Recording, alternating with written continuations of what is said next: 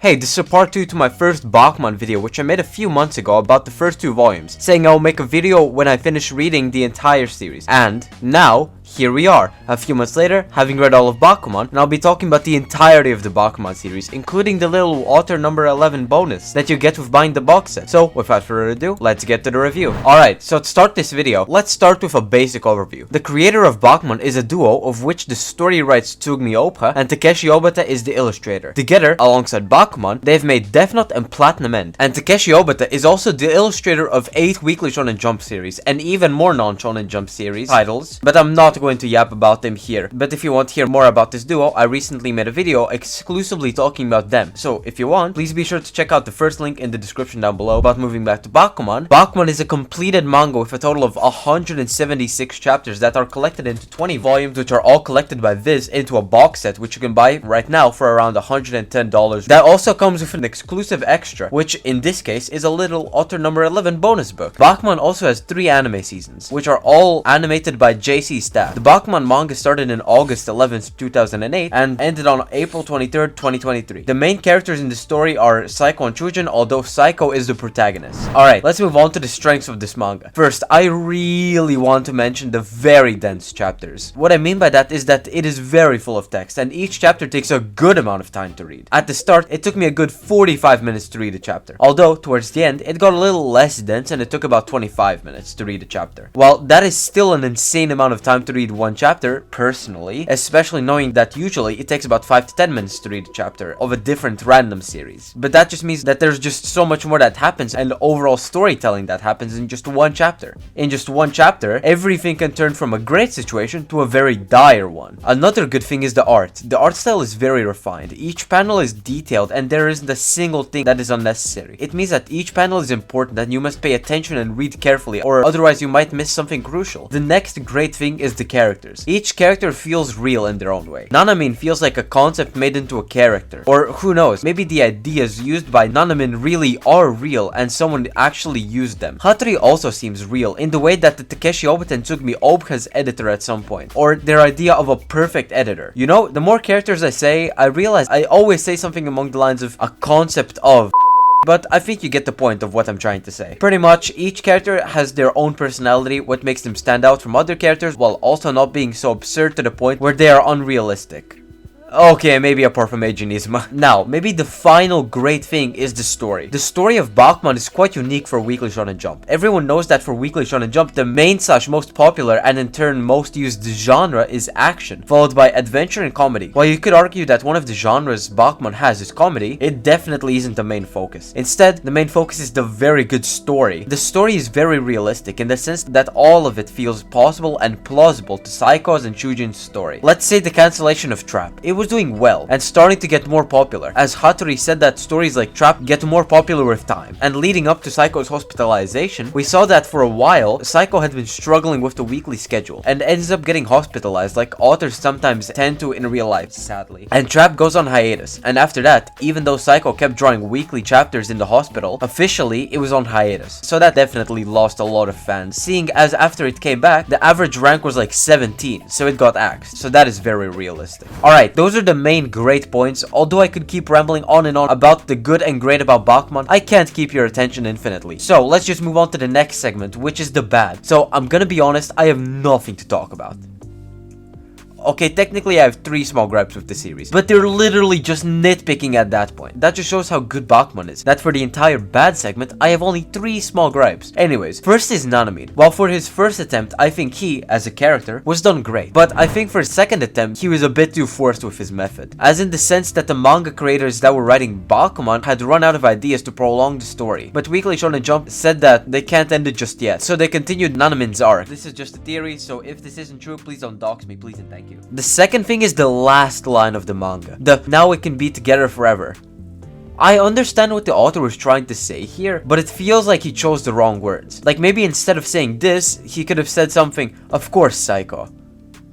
Okay, listen, I'm not a professional story writer, don't ask much of me, please. And the last thing is with the hype moments. At the start, I felt really hyped every time that something big happened. But after Trap got serialized, I felt very little, if anything. I also feel like this one scene was crafted to make you feel hyped, which kind of worked. Like, right before the results were shown, Hattori is shown to have a surprise, in a bad way, expression. And when you turn the page, we see that something incredibly good happened. That felt crafted to me, but it definitely worked. But, surprisingly, at the second last volume of the series, I felt so hyped for a character, so happy and so excited while reading. It was Hiramaru proposing. He was just being manipulated for the entire series, and seeing him finally get what he wanted. Ah, I love that scene. Wait, this was supposed to be the bad section, but that's all I have to talk about, so let us move on. Alright, so let me give you the main events of this story briefly. First is the intro arc, where we meet the main characters of the story.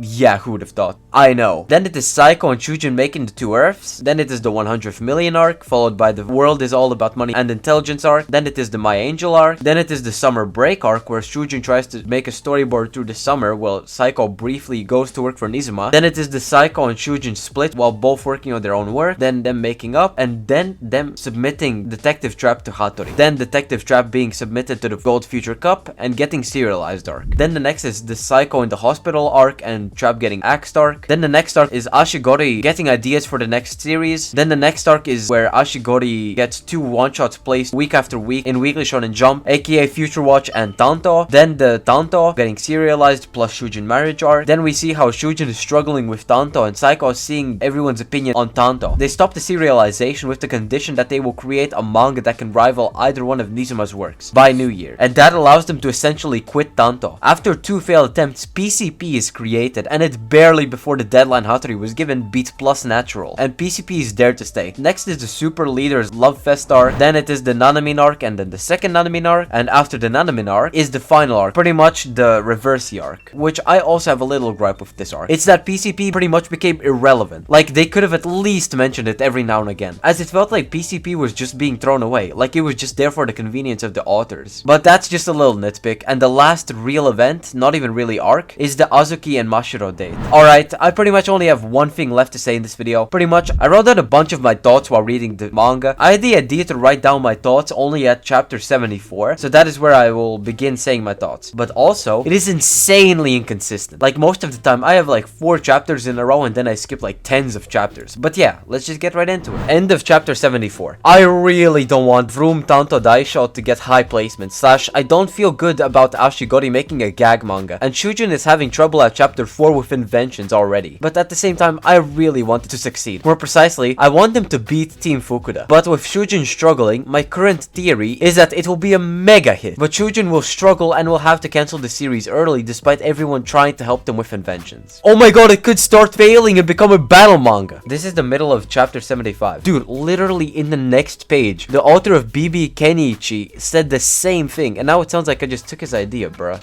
Shujin seems to have gotten through and is doing chapter 6 now. Chapter 76. I'm thinking Tanto will get cancelled, but I think it's likely they choose an action route because I don't think you can make a very intricate story from what they've already started. But they had the idea that they can make it into a deep story. At the end, they add a page that has a very different feel to it, with the antagonist, or something like that. Then they could transition into a very deep story. Chapter 77. Dude, I'm writing notes for every chapter, but there's so much that happens. I never even thought about it. Even me, or maybe even all the readers, not just Ashigori, we were all subconsciously seeking Hattori's approval. Holy shit. And Hattori knew from the start, and he has always been doing what's best for them. Holy shit. I have more to say about this chapter and what I think, but this was huge. Yay, Shujin marriage, congrats! Chapter 108. I'm seeing a lot of parallels with modern manga right now. Romance sports thing is Akane Banashi and Blue Box. The author number 11 with Undead Unluck. It's starting to seem like Bakuman is a timeless manga. Chapter 116. This manga really reminds me of Alice in Borderland. The end of chapter 135. Nizuma is like the fucking final boss. I feel like no one will beat him, but Giri will be like 2 votes away from beating him once. And in the final week, PCP will beat Crow by like 200 votes. Chapter 153. It's getting harder and harder for me to get surprised about things. Even with the first place for PCP, the only reason I was surprised was because there was a look of sadness from Hattori. Chapter 154. I get the creeping suspicion that Hattori will get transferred to Hishio and will be in charge of Reversi. And either Yujiro or Nanamin Pain's editor will be in charge of PCP. I think it'll go exactly the way Yujiro wants it to. I fucking called it! PCP is in Hishio, and Reversi is in Weekly Shonen Jump. This is the most I've been excited in a long time about Bakuman. Nah, this is too funny. I should go at the serialization meeting. Chapter 155. Mashiro Grandpa's screen time. Yeah! I feel like everyone in the series is way more hyped about Reversi than I am. Like, everyone is flagship series, top 1, blah blah blah. I can feel a bit hyped, but nothing is measured even close to what I felt when Trap got serialized. Chapter 160.